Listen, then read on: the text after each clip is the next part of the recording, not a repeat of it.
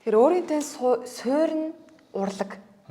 Урлагаасаа дамжуулаад менежмент гэдэг зүйлийг сурангуудаа урлаг менежмент бизнес гэд ер нь ингээд болгочоод байна шүү дээ тий. Тэнгүүтлээ урлагаасаа холдсон уу? Шууд дангаараа менежментийг хөөж явсан уу? Ямар ажил хийж ив? Москва төгсөөд хурж ирсэн соёл урлагийн сургуульд багшсан. Тэгээ үндсэн багш болоогүй учраас цагийн багш нь баг миний цагийн багшийн одоо үнэлгээний зөвөр одоо ингээд төгсөөлж ярахад миний сургуулиагаа такси барьж явах мөнгөний талд хүрдэг гэсэн юм уу мэдгүй. Яг бодит тийм үнэлгээтэй. Тэгэхээр би яах ёстой юм бэ? Яг өөр шиг чи нөгөө нэг жоохон шартай үний үед бол ер нь нэг юм ингэн нэстэй тийм. Тэгээд нөгөө нэг тэгэнгүүт за одоо тэгвэл хоёр дахь ажлыг хийх ёстой байна. Тэгээд хоёр сургууль багшилсан. Ер нь одоо хүртэл ингээд ажлын байран дээр ажиллаж байснаас одоо бодоод хахад нэг дан ажил хийж исэн түүх жоохон ховор юм байна. Айгүй олон ажлыг зэрэг хийжсэн. Тэгээд ажилласан. Хаана ажиллаад явсан бэ? Соёл урлагийн сургууль, соёлын коллеж, тэгээд үндэсний соёл амралтын хүрээлэн одоогоор нөгөө хүүхдийн парк тэр үед яг нөгөө entertainment хөтөлбөртэй соёл амралтын хүрээлэн болж хөгжижсэн тэрний төслийн менежер.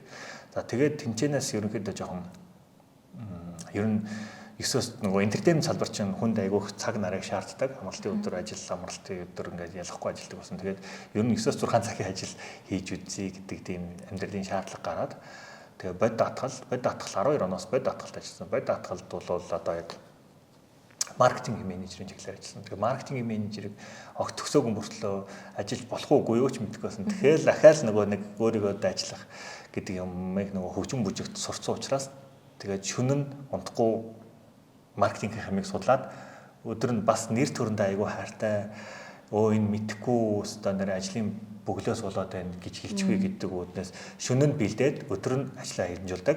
Маргааш иймэрхүү уулзалтай юм чинь шөнө нь юмнуудаа ингээ бэлдэж онцогддог. Тиймэрхүү юутай хасан. Тэгээд маркетингийн чиглэлээр нэг 12 оноос одоо чи 25 гэдэг чинь 12 оноос нэг тий 10 гаруй жил гэдэг маркетинг бизнес удирдлагын чиглэлээр ажилласан. Тэгээд тэр хоорондоо айгүй олон салбар салсан. Даатгал одоо гадаад худалдаа, аялал жуулчлалын салбар, за найзуудтайгаа нийлээд маркетинг консалтингийн үйлчлэгээ хүртэл хийж үзсэн байна. Нэг хувийн бизнес эхлүүлсэн, мэдээж дампуур болж байгаа. Яг бол туршлага байхгүй байсан. Тэгэл дампуур өнгө чинь бүр их нөгөө нэг одоо шар гэх юм уу да нөгөө нэг юм чинь буцалж байгаа байхгүй. Тэгэл би юу нэга дампуур болж байгаа аль яхаа үзье. Нэг энэ дотроос даатгалын салбар надад илүү гоё сонирхолтой санагдаж байна. Харин ер нь даатгал гэхдээ яг өөрийнхөө нь ажиллаж исэн, сурж исэн юмнаас өөр зүйл юм шүү. Тий. Тэгээд дахиад энэ чэнэс нөгөө хүний нэг сонирхол татах ч гэдэг юм уу, эсвэл би чадахгүй юм өөрийгөө сорьж гэдэг юм уу нэг юм гарч ирдэ. За одоо ингээд зүгээр бодъё л доо. Би хэрвээ одоо өөр бэлэн бүтээгдэхүүн зардаг компани маркетингийн менежер байсан бол би талхныхаа орд мөнгө авна. Энэ бол өндөг зарлаа мөнгө авна. Даатгал бол итгэл зардаг бизнес. Тэгэхээр итгэл зарахын тулд талхнаас арай өөр байсан. Мэдээч хэцүү хүн энэ гэж ярмаар байна. Бүгдээрээ л адилхан хэцүү байна. Тэгэхдээ талх зарах, бэлэн бүтээгдэхүүн зарахаас арай өөр байсан. Тэнд итгэл үнэмшил, үн цэнийг бүтээж агаад тэгээд бусдад зарах тийм одоо юм уус. Тэгээд тэр нь бас надад дахиад нөгөө челленж гэх юм өөрийгөө сарих, өөрийгөө хөгжүүлэх тийм одоо шинэ талбар гарч ирсэн. Тэгэл даатгалж ажилласан. Тэгээд миг даатгалж сүр ажилласан. Тэгэл одоо дахиад буцаад entertainment салбар руу ингээл ороод байж байна. Тэгээд тэр болгоныг өөрийгөө сорихгоо хөгжүүлээл, өөрийгөө соройл хөгжүүлээл болох юм байна, чадах юм байна. За аль дараагийнх гэж яваад байсан хэлбэр юм шиг байна. Ер нь одоо олон салбарууд руу орж байгаа шүү дээ. Тэгэхдээ зүгээр нэг юм гишүүнэн те байхыг хүсдэг үү? Эсвэл манлайлагч, толгойлогч нь байхыг хүсдэг үү? Мэдээж энэ бүх үйл ажиллагаа, багийн ажиллагаанууд, маркетингийн албатай, бизнес эхлэлийн газар ч гэдэг юм уу, эсвэл одоо ивент одоо үйл ажиллагааны ингээд нэгж ингээд бүгдээрээ багийн ажил. Би бол өссөн хүнсээгүй ингээд санаачлан өөрийгөө оролцоогоо арай өндөр хувиар байлгахгүй бол нэг л ингээд болж өгдөг. Тэгэл цаанаасаа ч юм уу эсвэл өөрөө ч юм али би наадах чинь одоо хариуцчихъя. Би арай нөгөө нэг ийм одоо оройлох ажилтны дүрийг авчиг гэл ингээд гүгээд идэг. Гэхдээ тэр нь өөрсдөд чинь эргэж дарамт болж байгаагүй юу? Гүмдэж чадахгүй юмд бол аягүй хэцүү шүү дээ. Тэгээд нөгөө ахаад нөгөө монгол хүн нэрээ бодно гэдэг шиг одоо шүн өдргүүл зүтгэж байгаа л тэрний ард нь гараад чадахгүй байсан ч гэсэн одоо ингээд суралцсангуудаа өөрийнх нь чадахын дээд хэмжээнд л тулах гэж үздэг байсан. Тэгээд тэр нь л одоо надад нөгөө бодлын тэр таашаалтай байсан юм билүү. Үндэсний соёл амралтын хүрээлэнд одоогоор хүүхдийн маркт ажиллаж байсан гэж байна шүү дээ. Тэгэхээр тэр үедээ ямар зүйлийг санаачилж хийж ив?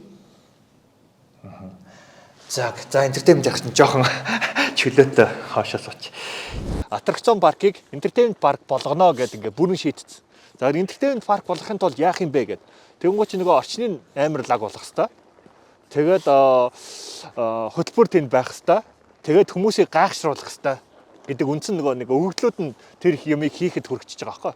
Тэгэхээр угаасаа энэ маркетингийн, entertainment-ийн бүх юм чинь бүгдээрээ багийн ажил.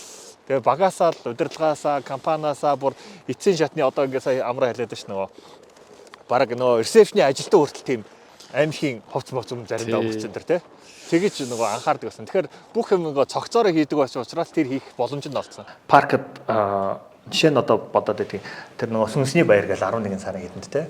Тэгээд тэрийг бол айгүй олон нийтийн одоо хамарсан парад гоё болгож байгаа. Сүнсний баяр ихэр чинь тухайн үед хүмүүс яг ойлгодог байсан юм уу? Гэхдээ яг уу ойлгож хүлээж авдаг байсан. Ер нь бол одоо ч заримдаа тиймэрхүү асуудлууд байгаа шүү дээ. Гэтэл тэрийг яаж бүхэл бүтэн одоо үндэсний соёл амралтын хүрээлэн дээр ингэж тавих болсон юм. Сойсийн жүжигчний ангийн хүүхдүүдийг хөслөөд ингээд ажиллуулна. Тэгээд тэд нар ингээд ийм комиссаас ингээд яг ийм зомбиний хувцс болгож өмсөд.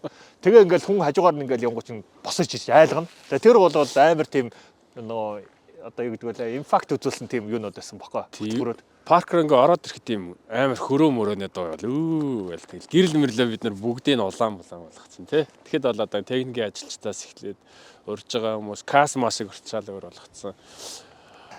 Хүмүүс нөгөө нэг тааламжтай сонирхлын ингээд татчих юм бол пэргээл ороод ирнэ. Пэргээд ороод ирсэнд нь хэрхэн яаж хоногшуулах ийм баяр байдаг юм байна. Энэ баяраар ийм соёл тогтсон юм байна. Энэ баяр дээр ийм одоо арга хэмжээнүүд хийж болох юм байна. Тэнд ингэж зөвхөн ингээд зугаалаад баясгооч тэнд бүр тэр хөтөлбөрт нь оролцоод өөрөө ингээд одоо яа гэдэг хүмүүсийг айлгадаг юм уу тэр баг бүжигшиж энд нь оролцуулдаг юм уу хүмүүс ингээд тэр сүнсний баяраар ингээд хөртөөчсөн хөтөлбөртэй байхгүй ийшээ оронгуудаа тэр юм дээр нь арга хэмжээнд нь оролцсон бүр тэнд нэг тийм юу байсан сүүлийн драмын ингээ охиныг тэр нөгөө юм үзмэрч болгоод тэгээ суулгачихж байгаа байхгүй тэгээд үзмэрч болгоод суулгасан ингээд хүмүүс хөтөлбөрөөр явж байгаа үзмэрч охин дээр яриад тэгээ үзмэрч бол дандаа тийм одоо өсвөр насныхаа тийм анхны хайр дорлын юм ингээд хэлэх та. За чи энэ паркаар тоглож байгаад анхны хайртайгаа харилцах юм байна тэргээл те. Тийм ярьчин. Тэгсэн чинь тэр нэг яваад удаагүй байсан чинь экстра дотор ирсэн шүү. Тэр нэг модон нөгөө үзмэрчин байшингийн гадаа дараа нэг очсон чинь ингээд битүү хүмүүс ингээд хохтоо суудсан. Юу болж байгаа гэсэн чинь энэ тайр нь ийм нэг юм хайр дурлалын үзмэрч байдаг гэсэн. Тэгээд тэр амар гоё зөв хэлдэг юм байлээ гэж жинхнээсээ итгэцээ.